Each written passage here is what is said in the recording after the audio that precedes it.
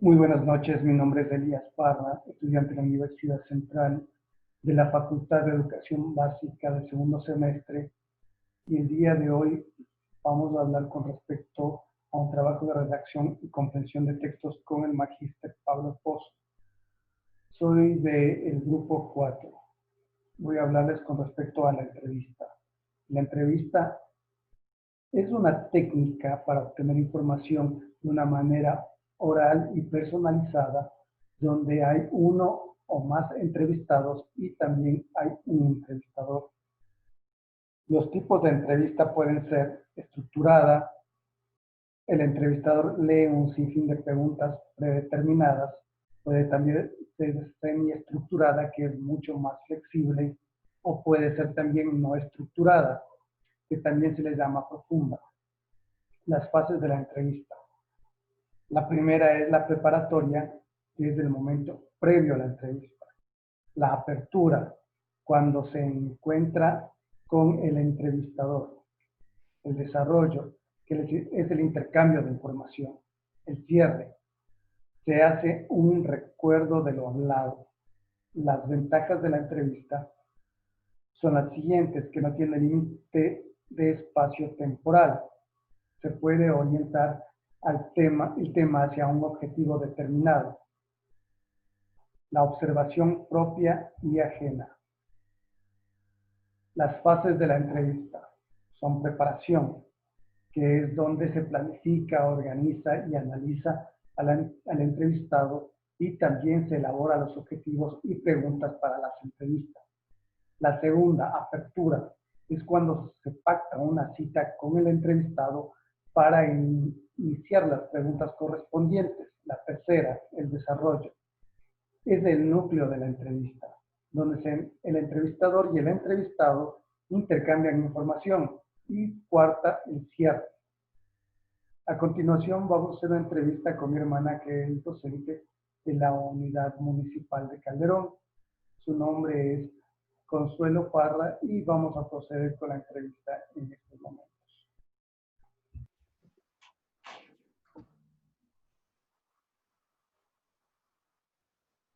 ¿Listo, hermana? Ya. Tenemos 20 minutos. Ya. ¿Ya? ¿Ya? Bueno, es mi hermana y a continuación le voy a hacer las siguientes preguntas. ¿Qué se puede hacer para mejorar la gesticulación de los alumnos en forma general?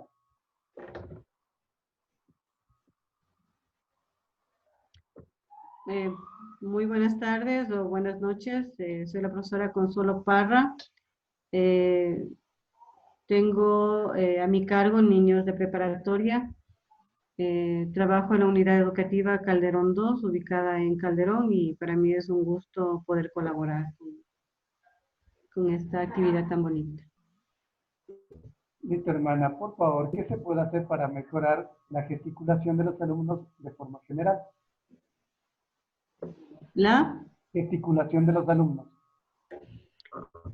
Para, para poder que los niños puedan gesticular de mejor manera lo que son palabras o frases, lo que se trabaja son valga la redundancia, actividades como canciones, poesías, retahílas. En la retahíla, como son palabras que hacen verso, se le dificulta un poco y eso le permite al niño hacer un poquito más de esfuerzo, y a la vez cumplimos con ese objetivo, ¿no? De que el niño pueda gesticular mejor las palabras, e incluso se trabaja, como son actividades que tienen muchos, no solamente objetivos, sino, es decir, se trabaja memoria, se trabaja pronunciación, se trabaja respetar turnos, es decir, este momento me toca a mí, el otro momento le toca a mi compañero.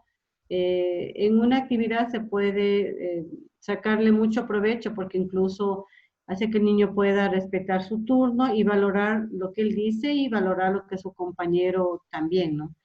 Pues hay que estar pilas en que todos los niños participen también, para que no sea una actividad para pocos, sino la mayoría de niños lo puedan hacer, porque es muy importante que el niño pueda gesticular para poder comunicarse. ¿Cómo se puede mejorar el habla de un estudiante con trastorno de lenguaje? Bueno, los maestros no podemos diagnosticar. O sea, como hay muchos trastornos en el lenguaje, incluso, por ejemplo, la dislalia, lo que el maestro sugiere, o sea, como se hace varias actividades en la jornada diaria e incluso hay desde funciones básicas que les aplicamos a los niños de empezando el año escolar, para más o menos irnos dando cuenta que tenemos que reforzar o en qué se tiene que poner más énfasis en lo que es periodo de adaptación. Entonces ahí hay pronunciación de palabras y nosotros vamos, en el momento de cotejar, nos damos cuenta cuántos tienen problemas de lenguaje y se va especificando.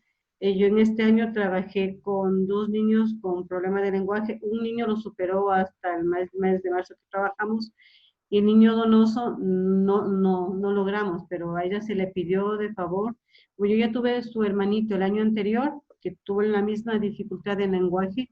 La mamá ya sabía realmente lo que tenía que hacer, que es ir a terapia de lenguaje y ahora los hospitales ofrecen o de forma gratuita terapias de lenguaje. Entonces, es un trabajo mutuo, porque cuando ya le mandaron el informe del niño, el profesional sugiere qué actividades la maestra hace y se le va dando seguimiento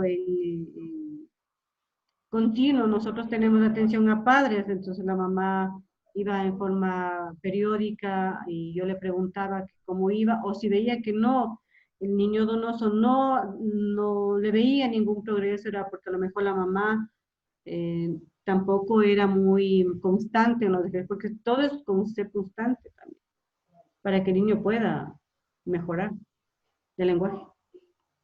Tal vez se les manda algún tipo de lectura en particular. Como son niños y ellos no leen, pero lo que hacen ellos sí es leer gráficos, pictogramas. Y yo tengo algunas estrategias en las que me han servido, la verdad, para... lo que pasa es que el mundo de la lectura es un mundo muy, muy bonito. Entonces, como que tengo yo una estrategia que es el cuaderno viajero o el libro viajero, que es un cuentito que lo vamos paseando de casa en casa. Entonces, el niño por ahí también incluso la mamita le lee el gráfico, la mamita le lee el texto, el niño lee el gráfico, al otro día el niño cuenta lo que le gustó. Entonces, al siguiente día, el otro niño, no sé si respondí la pregunta. Sí, para mí estuvo muy claro la verdad. ¿Cómo se puede trabajar con los compañeros del niño para obtener el apoyo dentro del grupo escolar? Eh, lo que pasa es que esta cuestión del respeto así, y el respeto mutuo y el respeto entre pares es una cosa que se debe, o una constante que se debe trabajar todo el tiempo. Porque hay niños que sí son un poquito crueles y difíciles. O sea, a veces como que al que está más vulnerable y uno tiene que estar pila, o sea, decirles que él no es, yo normalmente les digo que en este año es que el niño no es el donoso, es nuestro compañero, David es nuestro compañero y él tiene que aprender a hablar, o sea, no nos podemos reír, porque como están en una edad en la que la mayoría de niños, si no se equivocan con una palabra, se equivocan con dos, es por la edad incluso, ¿no? Entonces, sí, sí, tiene que trabajar a diario, porque cuando los compañeros no colaboran y la profe no colabora, el niño no progresa. Entonces, sí es algo que se debe trabajar, el permitirle que el niño pueda manifestar sus ideas, aunque no le entendamos. En mi caso, con David, había palabras que yo no le entendía.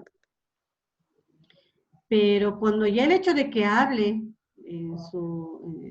a su manera y se exprese a su manera, ya era bastante porque el niño no hablaba. Yo pensaba que el niño no escuchaba, pero la mamita, como ya su hermano fue mi alumno, yo me di cuenta que eso era ellos los niños, como ya van al tratamiento, van a la terapia, como que ya lo van superando. Como ya tuvimos este problema, hablé con la mamá y la mamá dejó de ir a las terapias. Esperemos que el siguiente año David pueda retomar la terapia y superar su problema de lenguaje. Y la última pregunta, por favor. ¿Cómo elaborar conjuntamente con la familia del menor el seguimiento respectivo para un progreso significativo en el estudiante con trastornos del habla? Sí, y yo tengo un cuadernito en el que anoto, por lo general cuando ellos tienen terapia, los papás te dicen, entonces yo tengo anotado por decirte, David Donoso tiene terapia el martes a las 3 de la tarde, ese día David no va a clase, obviamente.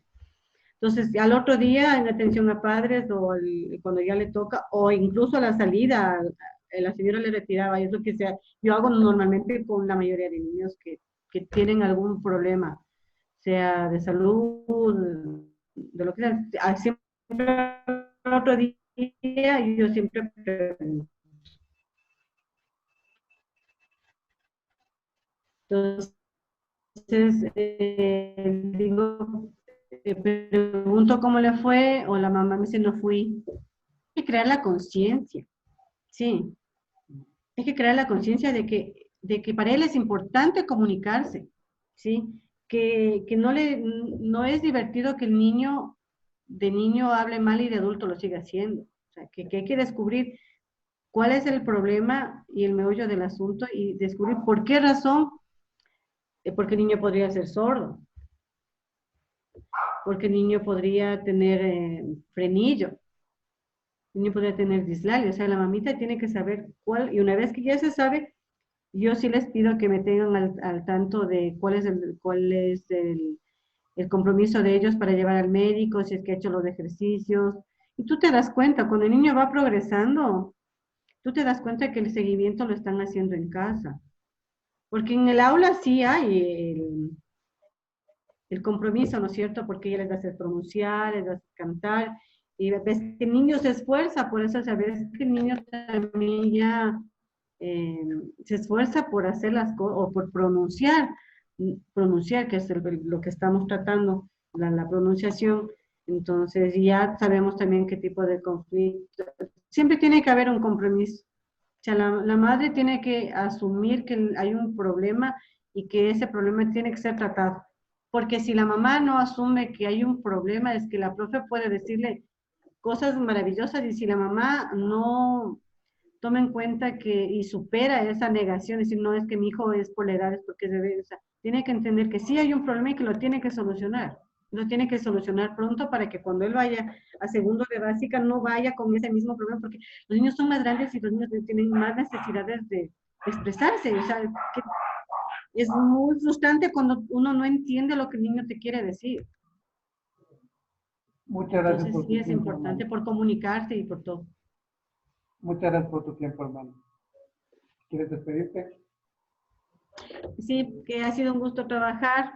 Qué chévere que, que nos permitan a las profes poder contar nuestras experiencias en nuestra aula, porque muchas de las veces la teoría es una y la práctica, y donde realmente las maestras nos enfrentamos a las realidades escolares o a los problemas de aprendizaje, es una muy diferente, en la que el profe tiene que, además de poner sentido común, y ahora el Internet es una cosa muy útil para los profes, también un poquito la experiencia que uno puede tener en el transcurso del estar todo el tiempo con los chicos. Muchas gracias. A ti, hermana. Conclusión.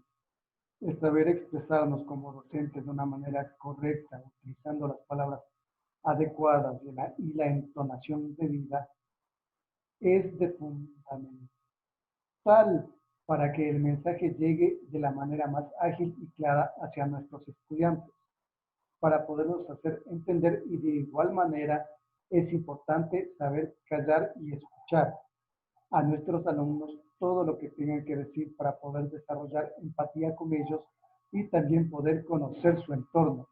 y la forma de ver el mundo, para de esta manera ayudarlos de una forma mucho más eficiente. Muchas gracias por la atención.